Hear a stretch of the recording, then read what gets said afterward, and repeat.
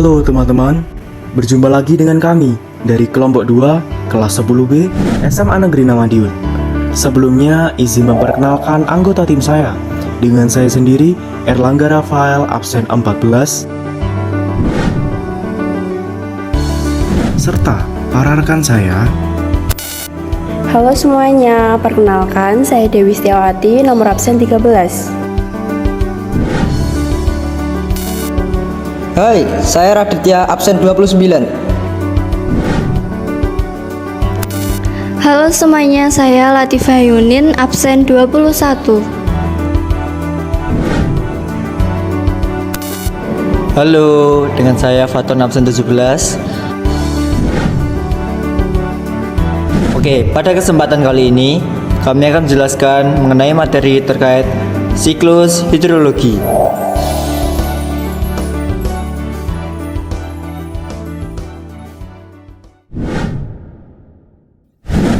Hai Latifah, nanti waktu jam istirahat pertama, kamu mau ikut aku ke perpustakaan nggak? Rencana aku mau pinjam buku geografi buat belajar bab baru yang akan dibahas besok. Iya boleh, aku sekalian mau isi jurnal di perpustakaan. Cuaca hari ini lumayan cerah ya. Enggak, palingan nanti juga hujan. Sebentar, aku mau ke kamar mandi dulu ya. Oke, Kok sendirian aja kamu? iya nih, lagi belajar siklus hidrologi. Kebetulan banget, aku sama Dewi lagi cari buku geografi buat belajar siklus hidrologi yang akan jadi materi geografi besok. Oh iya, Kan kamu udah belajar nih, jadi apa sih yang dimaksud dengan siklus hidrologi? nah jadi ini, hidrosfer itu adalah lapisan air yang ada di permukaan bumi. Kata hidrosfer ini berasal dari kata bahasa Inggris, yaitu hydrosphere atau hydro, yang berarti air, dan sphere, yang berarti bulatan atau lingkup. Pembentukan hidrosfer itu berasal dari berbagai sumber air yang ada di bumi. Lalu, untuk siklus hidrologi sendiri, itu adalah daur air. Daur air yang dikenal dengan istilah siklus air atau biasa juga dikenal dengan sirkulasi air. Sirkulasi air menggambarkan pergerakan molekul air atau H2O dari suatu tempat hingga kembali ke tempat semula atau atmosfer ke bumi dan sebaliknya, yang tidak pernah berhenti sehingga membentuk rangkaian melingkar perjalanan molekul air di bumi yang disebut dengan siklus. Wah, jadi gitu ya. Untuk siklus hidrologi sendiri ada dampak atau tujuannya nggak sih buat lingkungan sekitar? Nah, buat siklus hidrologi sendiri itu tidak hanya bertujuan untuk mempertahankan ketersediaan air, namun juga bertujuan untuk menjaga intensitas hujan. Selain itu, siklus hidrologi juga turut menjaga cuaca dan suhu di bumi agar semuanya tetap teratur. Siklus hidrologi ini juga membantu keseimbangan ekosistem serta menjaga semua lingkup kehidupan agar tetap berjalan dengan sebagaimana mestinya. Ilmu hidrologi itu terbagi lagi ke dalam beberapa jenis, yaitu yang pertama ada potamologi, yang merupakan ilmu hidrologi yang mempelajari tentang aliran air, yang khususnya aliran-aliran yang terjadi di permukaan. Yang kedua ada limnologi, yang merupakan ilmu hidrologi yang mempelajari tentang berbagai permukaan air yang tenang seperti pada danau. Kemudian yang ketiga ada kriologi. Kriologi itu merupakan ilmu yang mempelajari tentang air padat. Air padat itu seperti pada es dan salju. Lalu yang keempat ada geohidrologi, yang merupakan ilmu hidrologi yang mempelajari tentang air yang berada di dalam tanah. Dan yang terakhir adalah hidrometeorologi, yang merupakan ilmu hidrologi yang mempelajari tentang air yang berwujud gas yang terletak di dalam udara. Oke, sekarang aku sudah paham. Terima kasih. Halo semua, perlu diingat bahwa Air sebagai kebutuhan dasar bagi setiap kehidupan di bumi dan sangat vital perannya bagi setiap makhluk hidup. Tak hanya pada manusia, tapi juga pada hewan, bahkan pada tumbuhan semuanya membutuhkan air untuk bertahan hidup seperti minum, membantu proses fotosintesis, dan masih banyak lagi kebutuhan lainnya. Air sendiri melewati berbagai tahapan dan proses hingga akhirnya kembali ke bentuk semula.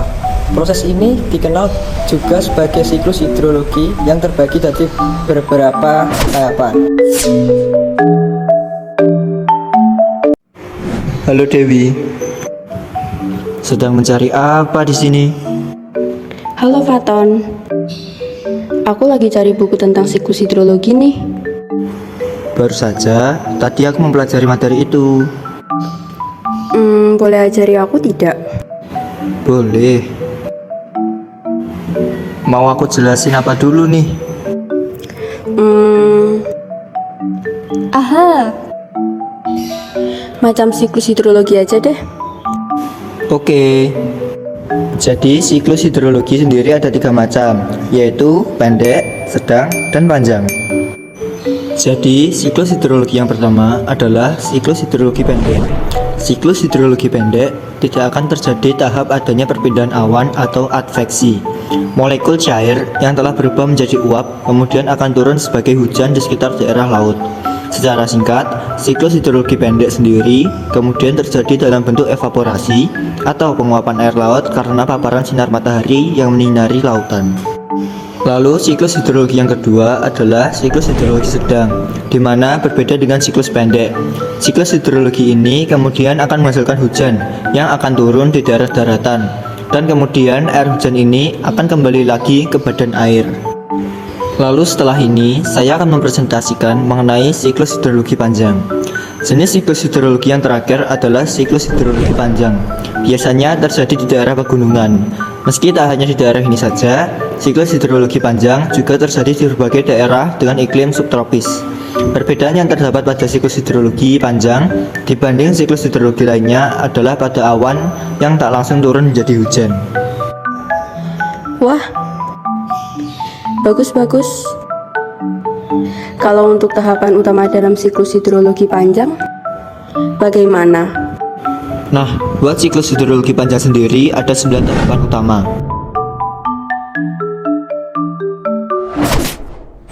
Halo, perlu diingat bahwa untuk rangkaian dari siklus hidrologi yang melalui proses panjang sebelum akhirnya terus berlangsung tanpa berhenti, siklus hidrologi ini sendiri memiliki 9 tahap, mulai dari yang pertama mengalami tahap evaporasi, dan kemudian transpirasi, kondensasi, evapotranspirasi, dan sublimasi.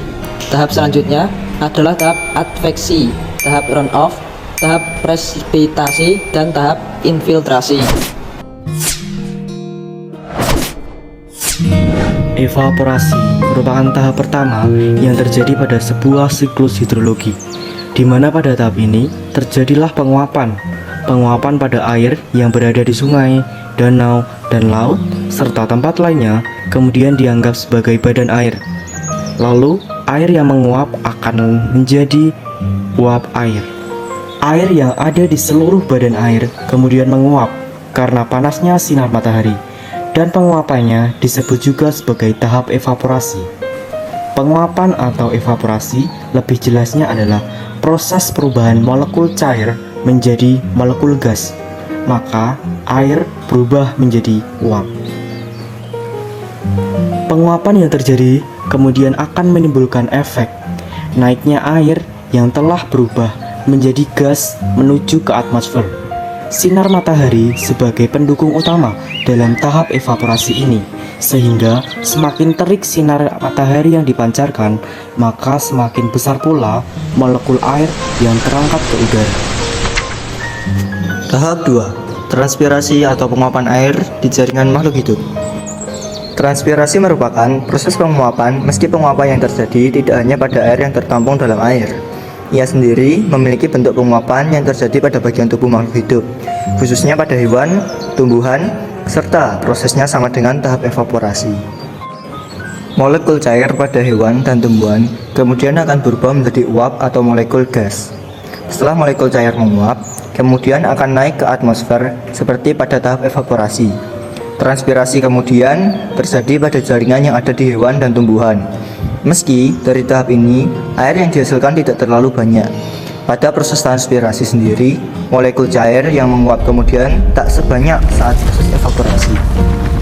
Tahap 3. Proses evotranspirasi. Evotranspirasi sebagai suatu proses di mana penggabungan dari tahap transpirasi dan tahap evaporasi, sehingga kemudian pada tahap ini air yang menguap kemudian akan menjadi lebih banyak. Evotranspirasi juga suatu tahap penguapan di mana molekul cair yang menguap adalah seluruh jaringan pada makhluk hidup dan air. Tahap evotranspirasi sebagai tahap yang paling mempengaruhi jumlah air yang terangkut atau sebagai tahap yang paling penting dalam siklus hidrologi. Tahap 4. Sublimasi. Selain ketiga proses di atas, terdapat pula proses penguapan lainnya, yaitu sublimasi. Sublimasi sendiri memiliki makna yang sama, di antaranya perubahan molekul cair menjadi molekul gas ke arah atas atau atmosfer. Namun, penguapan yang terjadi ialah perubahan es yang ada di gunung dan kutub utara, sehingga tidak melewati proses cair. Hasil air kemudian tak sebanyak hasil dari tahap evaporasi dan yang lainnya. Meski tahap sublimasi kemudian tetap berpengaruh terhadap jalannya siklus hidrologi, sehingga tak dapat dilewatkan. Hal yang membedakan tahap evaporasi dan tahap sublimasi, tahap ini memerlukan waktu yang lebih lambat. Tahap 5. Kondensasi. Setelah melalui 4 tahap sebelumnya, pada tahap ini adalah tahap kondensasi, di mana pada tahap ini air yang telah menguap kemudian berubah menjadi partikel es. Partikel es yang dihasilkan sendiri sangat kecil dan terbentuk dikarenakan suhu dingin pada ketinggian atmosfer bagian atas. Partikel es sendiri kemudian berubah menjadi awan hingga semakin banyak jumlah partikel esnya. Awan kemudian semakin berwarna hitam. Kondensasi atau pengembunan merupakan proses perubahan yang terjadi menjadi wujud yang lebih padat. Contohnya pada gas yang berubah menjadi cairan. Secara etimologi, kondensasi merupakan istilah yang berasal dari bahasa Latin condenser, yang maknanya adalah tertutup. Penguapan sendiri sebagai salah satu contoh dari perubahan fisika, yaitu perubahan zat yang sementara sifatnya. Contohnya pada perubahan ukuran, wujud, dan bentuk. Perubahan ini kemudian tidak menjadi zat baru, dan cairan yang sudah terkondensasi dari uap ini kemudian disebut sebagai kondensat. Sementara kondenser adalah alat yang digunakan untuk mengkondensasi uap dan diubah menjadi cairan. Tahap 6. Adveksi. Adveksi merupakan suatu tahap yang tidak terjadi siklus hidrologi pendek di dalamnya dan hanya berada pada siklus hidrologi panjang. Pada tahap ini yang terjadi adalah perpindahan awan dari satu titik ke titik lainnya, atau disebut juga sebagai awan di langit yang menyebar. Perpindahan awan sendiri terjadi karena angin yang kemudian akan berpindah dari lautan ke daratan, begitupun sebaliknya. Adveksi sebagai suatu penyebaran panas dengan arah horizontal ataupun mendatar. Gerakan ini kemudian membuat udara di sekitarnya menjadi panas. Contoh adveksi ini diantaranya saat terjadi perbedaan kemampuan penyerapan serta pelepasan panas di darat dan lautan. Tahap 7. Presipitasi. Proses yang ketujuh merupakan proses presipitasi. Presipitasi adalah proses sebagai tahap mencairnya awan karena tidak mampu menahan suhu yang kian lama kian meningkat. Pada tahap ini, kemudian akan terjadi salah satu gejala alam yang dinamakan dengan hujan atau jatuhnya butiran air ke dalam permukaan bumi. Jika suhu sekitar kurang dari 0 derajat Celcius, kemudian akan terjadilah hujan es hingga hujan salju. Tahap 8. Runoff. Tahap runoff memiliki nama lain limpasan, di mana pada tahap ini air hujan kemudian akan bergerak. Pergerakan yang terjadi dari permukaan yang lebih tinggi ke yang lebih rendah dengan sebelumnya melalui berbagai saluran. Saluran yang dimaksud diantaranya sungai, got, laut, danau, hingga samudra. Tahap 9. Infiltrasi. Infiltrasi menjadi tahap terakhir dalam siklus hidrologi. Tahap ini merupakan tahap di mana air hujan kemudian berubah menjadi air tanah. Air hujan yang turun ke bumi tak seluruhnya mengalir seperti pada tahap limpasan, namun akan mengalir pula ke tanah. Proses perembesan air hujan ke pori-pori tanah inilah yang kemudian disebut sebagai infiltrasi, untuk kemudian kembali ke laut secara keseluruhan. Tahap 10. Konduksi. Konduksi sebagai pemanasan dengan cara bersinggungan atau kontak langsung dengan suatu objek. Pemanasan sendiri terjadi karena molekul udara kemudian berada di dekat permukaan bumi, bersinggungan dengan bumi yang menerima panas langsung dari matahari, sehingga molekul yang telah panas ini kemudian bersinggungan dengan molekul udara yang belum panas. Nah, jadi gitu Deo. Oh, jadi gitu ya. Oke, makasih penjelasannya, Faton. Oke. Sama-sama Deo. Ya sudah, aku duluan ya. Oke. Sampai jumpa, Faton. Halo R. Kemana aja kamu? Kok lama sekali? Hehehe, iya. Tadi aku bertemu Dewi, jadi sekalian ngobrol gitu. Oh, ya udah. Ayo balik kelas. Udah mau masuk nih. Oke. Aku balik kelas dulu ya. Oke, Bro.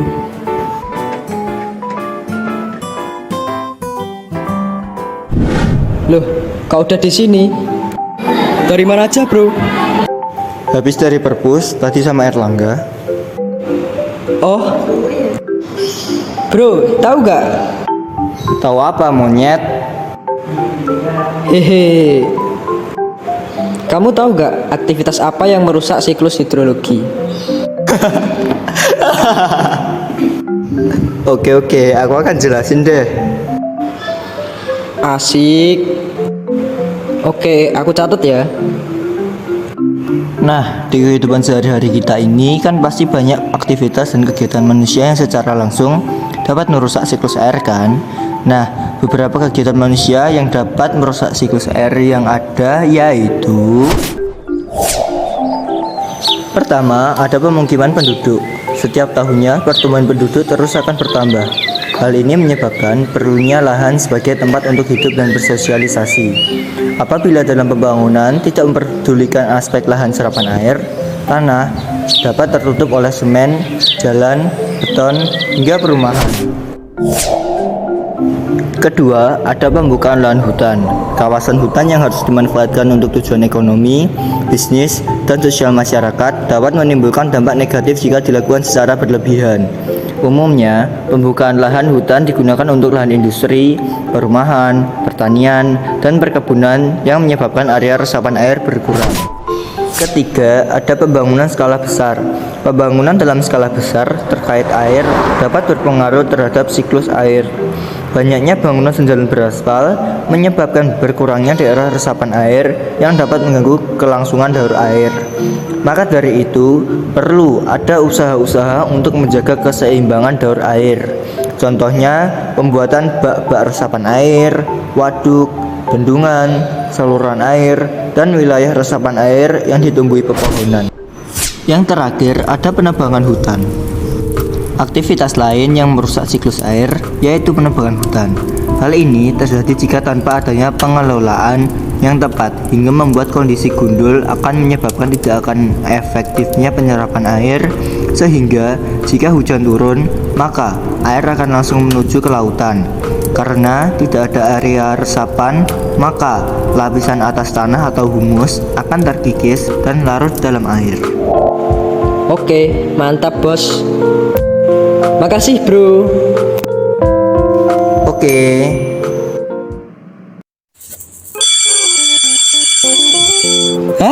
Udah bel masuk. Habis ini olahraga kan? Ya, ayo segera ganti pakaian. Oke.